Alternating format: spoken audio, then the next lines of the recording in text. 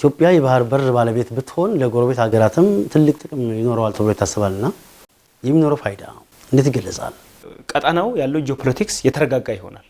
የኢንፍራስትራክቸር እድገቶች ይኖራሉ። ወጣቱ ከአንድ ሀገር ወደ ሌላ ሀገር በነፃ እንዲንቀሳቀስ እድል ይሰጣል። ኢትዮጵያ የባህር በር ጥያቄዎችን በመታቀርብበት ጊዜ ሐሳቡን ከመደገፍ ይልቅ ደግሞ በተቃርኖም የሚያነሱ ሀገራቶች አሉ። የነዚህ ሀገራት ተቃውሞ ስናይ ከኢትዮጵያ ጥያቄ ህጋዊነት አንፃር ሳይሆን በቀጣናው ያላቸው የሂሳብ ስሌት መሰረት ያደረገ ነው። አሁንስ ያለው ሁኔታ ወዴት ነው የሚሄደው? የአሁኑን ትኩሳት እንዴት እንግለጸው? በጣም ጥሩ። ያው እንግዲህ ኢትዮጵያ ቅድም እንዳነሳሁት ያላት አማራጭ ዊን ዊን አፕሮች መከተል ነው። ባሮ ቀበሌ ላይ የነበሩ አባቶች ልጅነታቸውን ባህሩ ላይ ያሳለፉት፣ ወደቡ ላይ ያሳለፉት እነሱ ታሪኩን ሲናገሩ ለሀገር የተከፈለውን ዋጋ ያስለቅሳሉ። ሌሎች ጦር ሜዳ ድረስ ሄዶ ያስከበሯትን ሀገር የተለያዩ መንገዶችን ተጠቅመን ማስከበር ማንችልበት አንዳች ምክንያት አይኖርም። ታሪክም በህግም በሞራልም በቂ ምክንያት አላት ኢትዮጵያ። በቀላሉ ይሳካልላል ይሄ ነገር? ኢትዮጵያ እያቀረበች ያለችው ጥያቄ የግዛት ጥያቄ አይደለም። በእርግጠኝነት ይሳካል።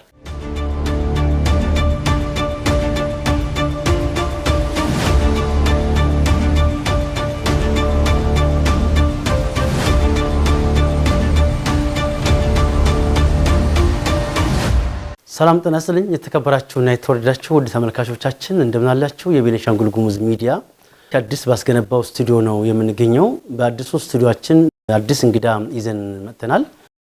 የዛሬው እንግዳችን አምባሳደር መሐመድ ማህሙድ ይባላሉ። አምባሳደር መሐመድ ማህሙድ የአሶሳ ዞን ከፍተኛ ፍርድ ቤት ፕሬዝዳንት እንዲሁም የቤኒሻንጉል ጉሙዝ ክልል ወጣቶች ምክር ቤት ሰብሳቢና የኢትዮጵያ ወጣቶች ምክር ቤት የሥራ አስፈጻሚ አባል እና የኢትዮጵያ ወጣቶች የባህር በር አምባሳደር ናቸው።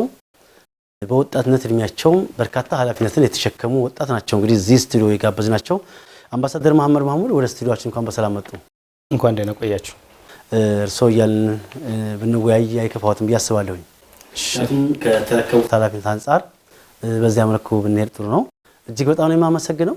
በዛሬው ውይይታችን እንግዲህ ከባህር በር ጋር ተያይዞ ኢትዮጵያ በታሪክ አጋጣሚ በእጇ የነበረን የባህር በር እንዲሁም ደግሞ ወደቧን በግፍ አላግባብ ባህሯን አጥታለች፣ ወደቧን አጥታለች። ታሪኳ ምን ይመስል ነበር ብለን ወደ ኋላ ስንመለስ ብዙ ነገር ማንሳት እንችላለን። ስለ ባህር በር ሲነሳ የባህር በር ያላቸው ሀገራት ዓለምን ያገለግላሉ። የባህር በር የሌላቸው ሀገራት ደግሞ የጎረቤት ሀገር አገልጋይ ይሆናሉ ተብለው ብዙ ጊዜ ምሁራኖች ሀሳብ ሲሰጡበት ይስተዋላል። ይሄ ደግሞ ትክክለኛ ነው። በዓለም ኢኮኖሚ ውስጥ ተወዳዳሪ መሆን የምትችለው የባህር በር ወይም ወደብ ሲኖር ነውና በብዙ መልኩ ተጎድተን ነው የነበረው። እኛ ኢትዮጵያውያን የባህር በር ታሪካችን፣ የወደብ ታሪካችን ምን ይመስል ነበር? ምን አይነት ታሪክ ነበር የነበረን? እስኪ ከታሪካችን እንነሳ። እሺ፣ አመሰግናለሁ። በቅድሚያ ያው እንግዳ አድርጋችሁ ስለጋበዛችሁኝ ላቅ ያለ ምስጋና ማቅረብ ፈልጋለሁ። በመቀጠል ኢትዮጵያና የባህር በር ሲነሳ ብዙ ምሁራን እንደሚሉት ኢትዮጵያ ከባህር በር ጋር የተፈጠረች ሀገር ናት ብሎ አርጊው የሚያደርጉ ምሁራን አሉና በተለይ ከአክሱም ስልጣኔ ጊዜ ጀምሮ ኢትዮጵያ ታሪካዊና ቀደምት የወደብ ባለቤት የነበረች ሀገር ናት። እነዛም ወደቦች እንግዲህ ለረጅም ጊዜ ኢትዮጵያ ከሌሎች ዓለም ሀገራት ጋር በንግድ በባህል እንዲሁም በሌሎች የዲፕሎማሲ ስራዎች ተሳስራ ሲሰራበት የነበረችበት አጋጣሚ ነው ያለውና ታሪክ እንደሚያሳየው ኢትዮጵያ ቀደምትና ታሪካዊ ወደቦች የነበራት መሆኑ አመላካች ነገሮች አሉ። ለማሳያ ያህል በተለይ በዘመነ መሳፍንት ጊዜ እንዲሁም በአክሱም ስልጣኔ ኢትዮጵያ ስትጠቀምባቸው የነበሩ የባህር በሮች አሉና ያ የሚያሳየው እንግዲህ ኢትዮጵያ ረጅም ጊዜ ታሪካዊና ቀደምት የባህር በር ባለቤት የነበረች ሀገር መሆኗን ማሳያ ይሆናል ማለት ነው። ኢትዮጵያ የባህር በር ባለቤት ወይ ደግሞ የወደብ ባለቤት መሆኗን የሚያሳዩ እንደና አዱላስ ወደቦች አሉ። አዱላስ ወደብ ማለት በአክሱም ስልጣኔ ጊዜ በተለይ በምስራቅ አፍሪካ ትልቁ የንግድ ማዕከል ተደርጋ ስትጠቀምበት የነበረ ጥንታዊ ወደብ ነው። ከዛ በመቀጠል የዛይላ ወደብ አለ። እሱ ደግሞ በዘመነ መሳፍንት ጊዜ በተለይ በምስራቁ የኢትዮጵያ ክፍል ለንግድም ሲጠቀሙበት የነበረ ወደብ እንደሆነ ታሪክ ያሳየናል ማለት ነው። ከዛም ምጽዋ ማንሳት እንችላለን። ምጽዋ ማለት እንግዲህ በኦቶማን ተርኪ በቁጥጥር ስር አውላ ነገር ግን ኢትዮጵያ ሲጠቀሙበት የነበረ ጥንታዊ ወደባችን እንደሆነም ታሪክ ይዘክራል ማለት ነው። ከዛም በመቀጠል የአሰብ ወደብን ማንሳት ይቻላል። እንግዲህ በ19ኛ ክፍለ ዘመን በተለይ ጣሊያን ኢትዮጵያን በምትወርበት ሰዓት የአሰብ ወደብን ተቆጣጥራ የቆየች ቢሆንም በስተመጨረሻ ግን ወደ ኢትዮጵያ የተመለሰበት ሁኔታ ነው ያለው። እነዚህ የወደቦች እንግዲህ በቀይ ባህር ዳርቻ የሚገኙ ወደቦችና ኢትዮጵያ ለረጅም ጊዜ ሲጠቀምባቸው የነበሩ ወደቦች ናቸው ማለት ነው። ይህን ስናነሳ ቀይ ባህርም በዛ ልክ ቀደምት ኢትዮጵያ ስትጠቀምበት የነበረ ለረጅም ጊዜ የኢትዮጵያ ከውጭ የምታስገባቸው ምርቶች በዛ ወደብ ሲጠቀም የቆየችበት ሁኔታ ነው ያለውና በታሪክ አጋጣሚ ግን ከሆነ ጊዜ በኋላ ኢትዮጵያ ስትጠቀምበት የነበረው የባህር በራችን በግፍ የተነጠቅንበት ሁኔታ ነው ያለው። የኢትዮጵያ የባህር በር ጉዳይ ሲነሳ እርስዎም እንደገለጹት ወደ ኋላ መለስ ብዙ ታሪክ ማንሳት ይቻላል። ወደባችንን ያጣንበት ምክንያት አሳማኝ እንዳልሆነ እነማን ቁጭ ብለው እንደወሰኑ እስካሁን በውል አይታወቅም። ይሄ የሚባል ተቋም ደግሞ ኃላፊነት የሚወስድም የለም። እስኪ እንደው እዚህ ላይ ትንሽ ነገር ይበሉ። ጥሩ ጥያቄ ነው። ያው እንግዲህ ቅድም ታሪክን ሳነሳ ኢትዮጵያ እንግዲህ በግፍ ወደብ አልባ የሆነችበት ሁኔታዎች አሉና በተለይ የቅርብ ጊዜ ትውስታ የምናነሳው በተለይ የቀይ ባህርን ጉዳይ ስናነሳ በ1993 እንደ አውሮፓ አቆጣጠር ወይ ደግሞ በኢትዮጵያ አቆጣጠር 1987 አካባቢ በሽግግር መንግስት ወቅት ነው። በተለይ ከኤርትራ ነፃ መውጣት ጋር በተያያዘ ከዛ ጊዜ ወዲህ ኢትዮጵያ ባህር አልባ የሆነችበት ሁኔታ ነው ያለውና ከታሪክ እንደምናየው ይህን ወደብ ያጣንበት አግባብ ትክክል አልነበረም። ከህግ ፐርስፔክቲቭ እንኳን ማየት ብንችል በወቅቱ የነበረው መንግስት የሀገር ሉዓላዊነት ላይ መወሰን የሚችል መንግስት አይደለም። ሽግግር መንግስት ነው። የሆነ ሞመንት አለ። ያን አሻግሮ መደበኛ የመንግስት ስርዓት እስከሚቋቋም የነበረ መንግስት ነው። ዶክመንት እንኳን ተፈርሟል ቢባል የፈረመው አካል ሌጂትሜት አይደለም። የሀገር ህልውና ላይ መወሰን ስልጣን የነበረው አካል አይደለም። በአንድ ሉዓላዊ ሀገር ላይ የመወሰን ስልጣን የለውም።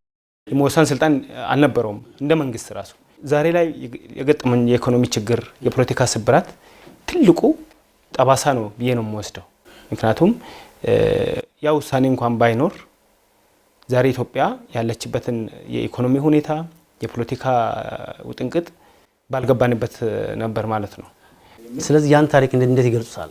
ታሪኩ በመጥፎ መዝገብ የሚመዘገብ ታሪክ ነው ብዬ ነው የምወስደው። በሰዓቱ የነበረው ሂደት ዛሬ ላይ ቆመው ሲያስታውሱት እርስዎም እንዳሉት በጣም የሚያምነው ብዙ ምሁራኖች በተለያየ መድረክ ብዙ ሲናገሩ ነበር። እንግዲህ ያለፈ ጊዜ ነው። እየተወቃቀሱ በመሄድ የትም ስለማይደረስ መፍትሄው ላይ መትጋት ስለሚያስፈልግ እንግዲህ የኢትዮጵያ ሁለንተናዊ ልማት ለማረጋገጥ የባህር በር ተጠቃሚነት ጉዳይ ይነሳል። እሱ እንዴት ነው ማረጋገጥ የምንችለው? እኛ የባህር በር ተጠቃሚ ባለመሆናችን ብዙ ነገር አጥተናል። በኢኮኖሚ ደቀናል። እንዲሁም ደግሞ የጂኦፖለቲካውን ጉዳይ ብዙዎች ጫና አሳድሮብናል። እንዴት ነው የባህር በር ተጠቃሚነት ማረጋገጥ የምንችለው? እስኪ እንደው ትንሽ ነገር ይበሉ። ጥሩ ነው። ያው ቅድም ታሪክን ስናነሳ በተለይ ኢትዮጵያ ወደቧን ያጣችበት መንገድ ጥቁር ጠባሳ ቢሆን እንኳን አንተም ቅድም ስታነሳ እንደነበረው እሱ ላይ ማተኮር ሳይሆን መፍትሄዎች ላይ ሞር ፎከስ ማድረግ እና ከዚህ በኋላ ስላለው ሁኔታ ኢትዮጵያም አሁን እያቀረበችው ያለው ህጋዊ ጥያቄ እውን እንዲሆን ማድረግ ትልቁ በተለይ ወጣቱን ትኩረት ማድረግ ያለበት እዛ ጉዳይ ላይ ነው። ከወደብ ባለቤትነት ጋር በተያያዘ በተለይ ለሀገራችን የሁለንተናዊ ተጠቃሚነት በምን መልኩ ይታያል? አንድን ሀገር የኢኮኖሚ፣ የፖለቲካ ሁለንተናዊ ተጠቃሚነትን ስናነሳ ሁሉም ነገር ያካተተ መሆን መቻል አለበት። ኢኮኖሚም ሊሆን ይችላል፣ የፖለቲካውን፣ የሰላም ሁኔታውንም ሁሉንም ያቀፈ መሆን መቻል አለበት። ስለዚህ በኢኮኖሚ ረገድ የኢትዮጵያ የወደብ ባለቤት መሆን ኢኮኖሚካሊ ዛሬ ላለንበት ችግር ብዙ እጥፍ መፍትሄዎችን ማምጣት ይቻላል። እንደ ሀገር የወደብ ባለቤት አለመሆናችን በጣም ብዙ ያጣናቸው ነገሮች አሉ። ኢኮኖሚካሊ አንደኛ 95% የሚሆን የውጭ ምርት የምናስገባው በጅቡቲ ወደብ ላይ ጥገኛ ሆነን ነው። ኢትዮጵያ በአመት ወደ 3 ቢሊዮን ዶላር ለወደብ ክራይና ለትራንዚት ትከፍላለች። ይህን ገንዘብ አስዩም እናድርግና ወደብ ቢኖረን ወደ ሀገር ውስጥ ብናመጣው በዚህ ገንዘብ ምን ያህል መሰረተ ልማቶች መዘርጋት ይቻላል። በተለይ ማህበራዊ ተቋማት፣ ጤና፣ ትምህርት፣ ሌሎች መሰረታዊ ተቋማት ብዙ ስራ መስራት ይቻላል ማለት ነው። በዛ ልክ ለወጣቱ ከፍተኛ ስራ እድል መፍጠር ይቻላል። ምክንያቱም ይህን ሁላ ኢኮኖሚ አገር ውስጥ ኢንቨስት ብናደርግ በርካታ ወጣቶች የስራ እድል ይፈጠርላቸዋል። የኢኮኖሚ እድገታችን በዛ ልክ ይጨምራል። ስለዚህ ለውጭ ለወደብ ክራይ የምንከፍለው ገንዘብ ሌሎች ኢንቨስትመንቶች ላይ ማዋል የምንችልበት ሁኔታ አለ። አንደኛው የኢኮኖሚ ተጠቃሚነት በዚህ ልክ ማረጋገጥ ይቻላል። በሌላ በኩል የአገሪቱ የፖለቲካ ሁኔታ ስቴብል ይሆናል። ምክንያቱም ድህነት በራሱ የሚያመጣቸው ጉዳቶች አሉ። ፖለቲካሊ ስቴብል እንዳንሆን ሰዎች ከልማት ይልቅ ሌሎች የማይረቡ ጉዳዮች ላይ ትኩረት እንዲያደርጉ ያደርጋል ድህነት በራሱ። ስለዚህ ኢኮኖሚካሊ ኢምፓወርድ ከሆን ኢኮኖሚካሊ ስትሮንግ ከሆን እንደ ሀገር የፖለቲካ ሁኔታችንም ስቴብል የተረጋጋ መሆን የሚችልበት እድል ስለሚኖር በዛ ልክ ማየት ይቻላል። በዲፕሎማሲው ረገድም በዛ ልክ ነገሮችን ማየት ቢቻል ወደብ ቢኖረን ከሌሎች አጎራባች ሀገራት ጋር የሚኖረን ዲፕሎማሲያዊ ግንኙነት በጣም የሰመረ ብዙ ነገሮችን በዛ ላይ ማንሳት ይቻላልና እንደ ሀገር የወደብ ባለቤት መሆን ለሀገሪቱ ሁለንተናዊ የልማት ተጠቃሚነት የጎላ ሚና አለው የሚል እምነት ነው ያለኝ። በጣም ጥሩ። እስካሁን እንግዲህ የመጣንባቸው መንገዶች አንደኛ ስትራቴጂክ በሆነ ወዳጅነትን በመፍጠር ሌሎችም የባህር በር የሌላቸው ሀገራት ችግሮቻቸውን የሚያቃሉት በዚያ መንገድ ነው። እንዲሁም ደግሞ ስኬታማ በሆነ ዲፕሎማሲ ጥረታቸው ችግራቸው እያቃለሉ መጥተዋል። ኢትዮጵያም ይህንን መንገድ እየተጠቀመች መጥታለች። ነገር ግን የት ያደርሳል ሲባል አጠያያቂ ነው። የሰው ገንዘብ የሰው ስለሆነ በሰጥቶ መቀበል በሰላማዊ መንገድ የባህር በር ባለቤት ተጠቃሚ ለመሆን እንዴት ነው የሚቻለው? አሁን ባለው ጂኦፖለቲካ ሁኔታ ስናይ የኢትዮጵያም የማዕዘን ድንጋይ ሆኗል። እንግዲህ የባህር በር ጥያቄ እየገፋ መጥቷል። በሰጥቶ መቀበል ይቻላል። ጥያቄያችን ደግሞ እየናረ ነው የመጣው። እንደው በቀላሉ ይሳካልላል ይሄ ነገር? እንዴት ነው በሰጥቶ መቀበልስ ማግኘት የምንችለው? እውነት ነው። ያው ሰጥቶ መቀበል መርህ ዓለም አቀፍ መርህ ነው። በተለይ በዲፕሎማሲው ዓለም ኢትዮጵያም በተለይ ከቅርብ ጊዜ ወዲህ የባህር በር ጥያቄ እንኳን የቅርብ አጀንዳ ባይሆን በቅርብ ጊዜ ወዲህ እንደ መንግስት ተገፍቶ እየተከደበት እና ዓለም አቀፍ ማህበረሰብም በደንብ ግንዛቤ ኖሮት የኢትዮጵያ ጥያቄም ሌጂቲሜት ጥያቄ መሆኑን እንዲረዱ እየተሰሩ ያሉ ስራዎች አሉ። ስለዚህ ኢትዮጵያም ይህን ጥያቄ ስታቀርብ መሰረት ያደረገችው የሰጥቶ መቀበል መርህን ወይ ደግሞ ጊቭ ኤንድ ቴክ ፕሪንሲፕል የሚለው ዓለም አቀፍ መርህ ነው እየተከተልን ያለው። ይህን የምናደርግበት ምክንያት አንደኛ ኢትዮጵያ ጥያቄዋን ስታቀርብ ከግጭት ይልቅ ሰላምን፣ ድርድርን፣ መነጋገርን፣ ሌሎች ዲፕሎማሲ አማራጮችን ተከትላ ነው እየሄደች ያለችው። አንደኛ ሰጥቶ መቀበል መርህን የምንከተልበት ዋነኛ ምክንያት ኢትዮጵያ እያቀረበች ያለችው ጥያቄ የግዛት ጥያቄ አይደለም፣ የመሬት ጥያቄ አይደለም። የራሷ የነበረ በግፍ የተወሰደባትን የራሱን ሪስክ ወይ ደግሞ በግፍ የተወሰደበትን መልሶ የማግኘት ጥያቄ ስለሆነ ይሄ ደግሞ ሌጂቲሜት ጥያቄ ነው። ስለዚህ ኢትዮጵያ በዲፕሎማሲ በሰጥቶ መቀበል መርህ የሌሎች የባህር በር ባለቤቶች ደግሞ አጎራባች ሀገራትን ኢንተረስትን ባስጠበቀ መልክ ወይ ፍላጎታቸውን ባስጠበቀ መልክ ጥያቄውን ያቀረበች ያለችበት ሁኔታ ነው ያለውና በእርግጠኝነት ደግሞ ይሳካል። ምክንያቱም እኛ እየጠየቅን ያለነው የሌላ ሰው ሳይሆን የራሳችን የሆነው ንብረት ነው እየጠየቅን ያለነው። ስለዚህ ኢትዮጵያ በዲፕሎማሲ በሰጥቶ መቀበል መርህ የሌሎች የባህር በር ባለቤቶች ደግሞ አጎራባች ሀገራትን ኢንተረስትን ባስጠበቀ መልክ ወይ ፍላጎታቸውን ባስጠበቀ መልክ ጥያቄውን ያቀረበች ያለችበት ሁኔታ ነው ያለውና በእርግጠኝነት ደግሞ ይሳካል። ምክንያቱም እኛ እየጠየቅን ያለነው የሌላ ሰው ሳይሆን የራሳችን የሆነው ንብረት ነው እየጠየቅን ያለነው። ሰጥቶ መቀበል መርህ ዓለም አቀፍ መርህ ነው። ኢትዮጵያም ያን እየተከተለች ነው። እንዴት ማስፈጸም ይቻላል? አንደኛ እንደ ሀገር የተጀመሩ ነገሮች አሉ። በግልጽ ዲፕሎማቲክ ግንኙነቶች በመፍጠር ኢትዮጵያ መንግስትም በውጭ ጉዳይ ሚኒስቴር በኩል በጠቅላይ ሚኒስትሩ በኩል የሚመለከታቸው አካላትን በማግኘት የኢትዮጵያ ጥያቄ ሌጂቲሜት ነው ወይ ህጋዊ ጥያቄ ነው የሚለው ነገር የማስረዳትና የማስገንዘብ ስራ እየተሰራ ነው ያለው እና በዚህ አካሄድ በዲፕሎማሲው በእርግጠኝነት ኢትዮጵያ በሰላማዊ መንገድ የባህር በር ባለቤት መሆን የምትችልበት ሁኔታ ይፈጠራል የሚል እምነት ነው ያለው። የባህር በር እንግዲህ ለራስ ሀገር ብቻ አይደለም። ኢትዮጵያ የባህር በር ባለቤት ብትሆን ለጎረቤት ሀገራትም ትልቅ ጥቅም ይኖረዋል ተብሎ ይታሰባልና የሚኖረው ፋይዳ እንዴት ይገለጻል? ጠቀሜታ ምንድነው ብለን ስነሳ አንደኛ ቀጣናው ያለው ጂኦፖለቲክስ የተረጋጋ ይሆናል። በጣም የተረጋጋ ይሆናል።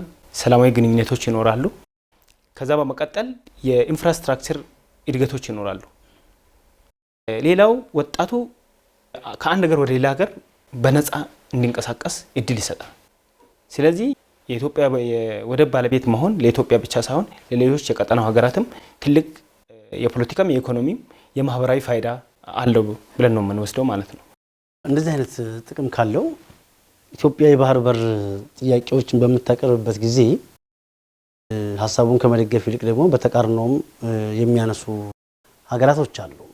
የነሱ ፍላጎት ምን ሊሆን ይችላል ብለን ማንሳት እንችላለን? ሀሳባቸው ምንድን ነው? በጣም ጥሩ። በተለይ አሁን ካለው ከረንት የኢትዮጵያ ጥያቄ ጋር በተያያዘ ያሉ ተቃውሞዎችን በሁለት ከፍሎ ማየት ያስፈልጋል። አንደኛ ሳይለንትሊ ወይ ደግሞ ዝምታ መርጦ የተቀመጡ ሀገራት አሉ፣ ተቃውሟቸውን በዝምታ የሚገልጹ። አንዳንዶቹ ደግሞ በግልጽ ተቃውሞ ያቀርቡ ያሉ ሀገራት አሉ። እሱም በደንብ ማየት ያስፈልጋል።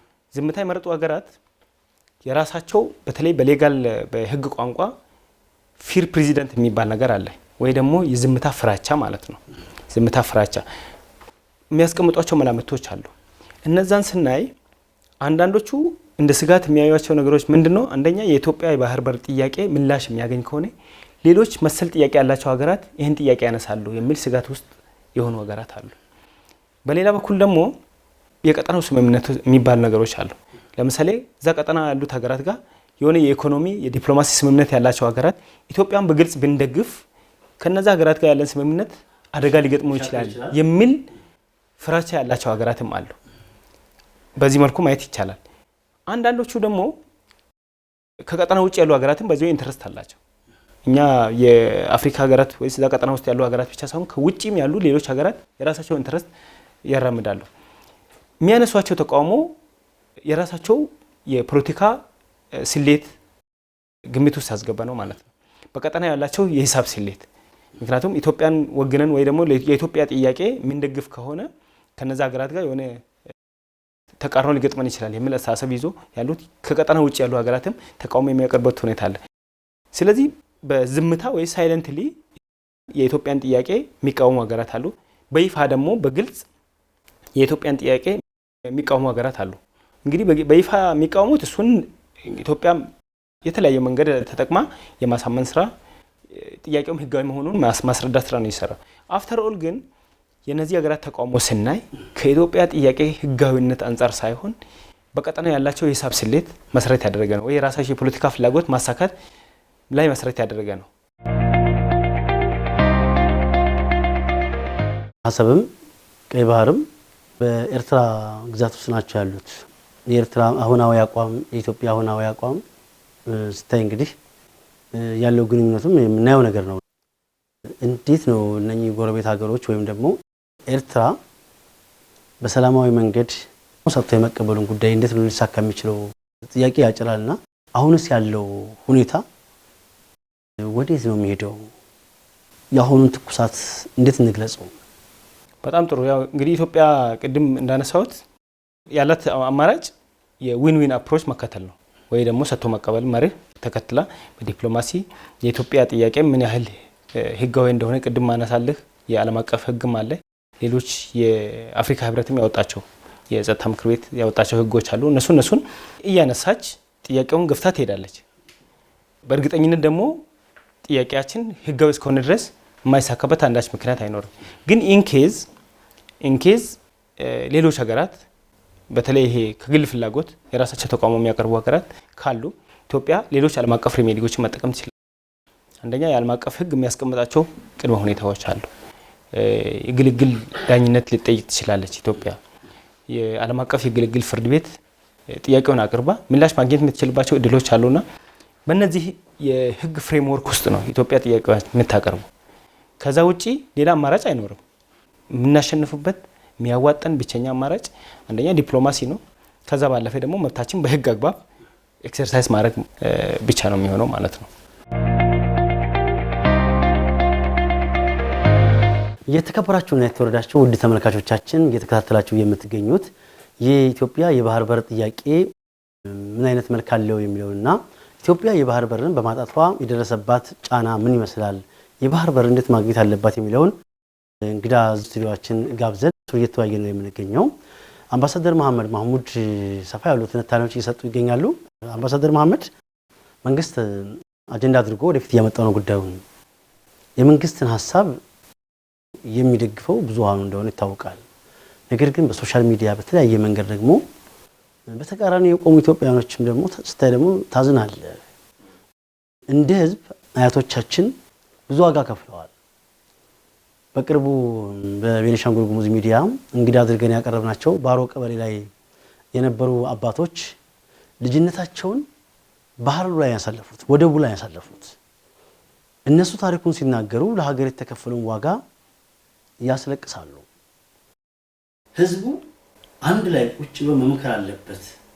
ምክንያቱም የባህር በር ተጠቃሚ ባለመሆናችን የሚደርስብን ጫና እንዲህ በቀላሉ የሚገለጽ አይደለምና የኢትዮጵያ ህዝብ እንደ ህዝብ በዚህ ሰዓት ምንድነው ማድረግ ያለበት? በጣም ጥሩ። ቅድም ሳነሳ እንደነበረው የወደብ ባለቤት ባለመሆናችን በኢኮኖሚ፣ በፖለቲካ፣ በማህበራዊ፣ በዲፕሎማሲው ከፍተኛ ጫና ነው የደረሰብን። ስታቲስቲካሊ በደንብ ማየት አስፈላጊ ነው። በተለይ ኢኮኖሚ ቅድም አንስቻለሁ። የወደብ ባለቤት ባለመሆናችን ከሌሎች አጎራባች ወደብ ባለቤት ከሆኑ ሀገራት ጋር የኢኮኖሚ እድገታችን እንኳን በንጽጽር ሲታይ ወደ 43% የኢኮኖሚ ምጣኔያችን እድገት ዝቅ ያለ ነው። ይህን ስናሰላው የወደብ ባለቤት ብንሆን በተቃራኒው ወይ ደግሞ በሌላ አነባብ ስናየው ኢትዮጵያ የኢኮኖሚ ምጣኔያችን በዛ ልክ ያድግ ነበር የሚለው ነገር መውሰድ ይቻላል። በአመት የኢትዮጵያ ኢኮኖሚ እድገት ከ20 እስከ 30% እንዳያድግ ያደረገበት ሁኔታ ነው ያለው ወደብ በማጣታችን። እነዚህ ነገሮች ኢኮኖሚካሊ ከፍተኛ ጫና ነው የፈጠረብን። ኢኮኖሚ እንደ ሀገር ጫና ውስጥ ሲሆን ታች ያለው ማህበረሰብ እስከ ቀበሌ ድረስ የኢኮኖሚ ጫና ውስጥ ነው የሚወድቀው። በኢኮኖሚ ዘርፍ እነዚህ አይነት ጉዳቶች የመጡ መሆናቸው ማየት ያስፈልጋል። በፖለቲካ ረገድም እርስ በራሳችን እንድንጠራጠር፣ ብሔራዊ ስሜት እንዳይኖር ብዙ ነገሮችን ፈጥረዋል ወደብ አልባ መሆናችን። በዲፕሎማሲውም ተሰሚነት እንዳይኖረን፣ ጠንካራ ሀገር ኖሮን በዓለም አቀፍ ደረጃ ተሰሚነት ያለ ሀገር እንዳንሆን አድርጎናል። አንደኛ የኢትዮጵያ ሕዝብ በአሁኑ ሰዓት በደንብ መገንዘብ ያለበት የኢትዮጵያ የባህር በር ጥያቄ የኢትዮጵያ አርሶ አደር ጥያቄ ነው። የኢትዮጵያ ወጣት ጥያቄ ነው። የኢትዮጵያ ምሁራን ጥያቄ ነው። የኢትዮጵያ መንግስት ሰራተኞች ጥያቄ ነው። የሁሉም ኢትዮጵያውያን ጥያቄ ነው። ጥያቄው የፖለቲካ ጥያቄ ሳይሆን የሀገር ሉዓላዊነት የህልውና ጥያቄ መሆኑን ሁሉም ኢትዮጵያዊ ተገንዝቦ አሁን የተያዝነው ዓላማ በተለይ የባህር በር ጥያቄያችን እውን እንዲሆን ሁሉም ኢትዮጵያዊ በብሔራዊ ስሜት መስራት መቻል አለበት የሚል መልእክት ነው ያለኝ። ለዚህ ሀገር ብዙ አይቶቻችን ብዙ አባቶቻችን ብዙ ዋጋ ከፍለዋል። አገሪቱም ዛሬ እዚህ ድረስ እንድደርስ በእነሱ ከፈሉት መስዋዕትነት ነው። ሌሎች ጦር ሜዳ ድረስ ሄዶ ያስከበሯትን ሀገር እኛ ደግሞ ቁጭ ብለን የተለያዩ መንገዶችን ተጠቅመን ማስከበር ማንችልበት አንዳች ምክንያት አይኖርም። ስለዚህ ታሪክም በህግም በሞራልም በቂ ምክንያት አላት ኢትዮጵያ። ስለዚህ ይሄ ወጣቱ በደንብ ተገንዝቦ በደንብ ተረድቶ ለዓለም አቀፍ ማህበረሰብ ማስገንዘብ መቻል አለበት፣ ማስተጋባት መቻል አለበት። በተለይ ወጣቱ ራሱን ዝግጁ ማድረግ መቻል አለበት። በስነ ልቦና ራሱን ማዘጋጀት መቻል አለበት። ታሪክን በደንብ ሪፈር በማድረግ ህግን በደንብ ሪፈር በማድረግ ራሱን ማዘጋጀት መቻል አለበት። በጣም ጥሩ። የባህር በር ጥያቄው መልስ አግኝቶ ኢትዮጵያም ለ30-40 ዓመታት የፈሰሰ እንባዋን የምታብስበት ዜጎቿም ደስታቸውን የሚጎናጸፉበት ሰፊ እድል ይገኛል ብለን ተስፋ እናደርጋለን። ምናልባት በዚህ መድረክ ተገኝተው ይቀራል የሚሉት ሀሳብ ካለ እንደ ማጠቃለያ መልእክት ያስተላልፉ።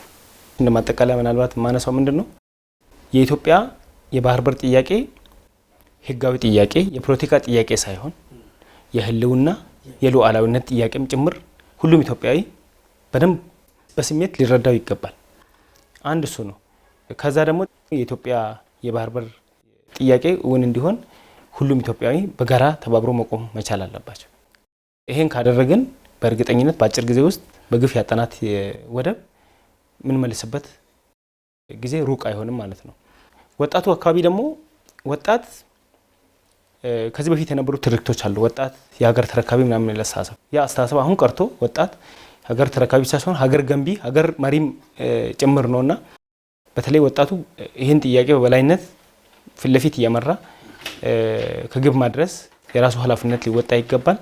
ከዛ ውጪ ደግሞ አሁን የምናነሳው የባህር በር ጥያቄ እውን የሚሆን ከሆነ ኢትዮጵያ በኢኮኖሚም በማህበራዊ በፖለቲካም በዲፕሎማሲም ውጤታማ መሆን የሚችልበት እድል ስለሚኖር ወጣቱ ከማንም በላይ ፊት ለፊት ተጋፋጭ ሆኖ ይህን ለዓለም ማህበረሰብ ማስገንዘብ መቻል አለበት የሚል መልእክት ነው ያለ። ስለዚህ ሁሉም ለብሔራዊ ጥቅም መነሳት አለበት ነው። አዎ በጣም ጥሩ ነው። የተከበራችሁና የተወደዳችሁ ውድ ተመልካቾቻችን እስካሁን እንግዲህ ስትከታተሉት የነበረው የባህር በር ጥያቄ የሉዓላዊነት ጥያቄ ነው፣ የሀገር ጉዳይ ነው፣ የመስዋዕትነት ጉዳይ ነው፣ የማዕዘን ድንጋይ ነው የባህር በር ጉዳይ የሚል ጥያቄ ነው እንግዲህ ስናንሸራሽር የነበረው። ጠቀም ያለ መረጃ ነበር የሰጡን አምባሳደር መሐመድ ማህሙድ በስቱዲዮአችን ተገኝተው ይህን የመሰለ ማብራሪያ ለቤኒሻንጉል ጉሙዝ ሚዲያ አድማጭ ተመልካች ለሰጡ በራሴና በተቋማችን ስም እጅግ በጣም ከልብ አመሰግናለሁ። እኛም አመሰግናለሁ።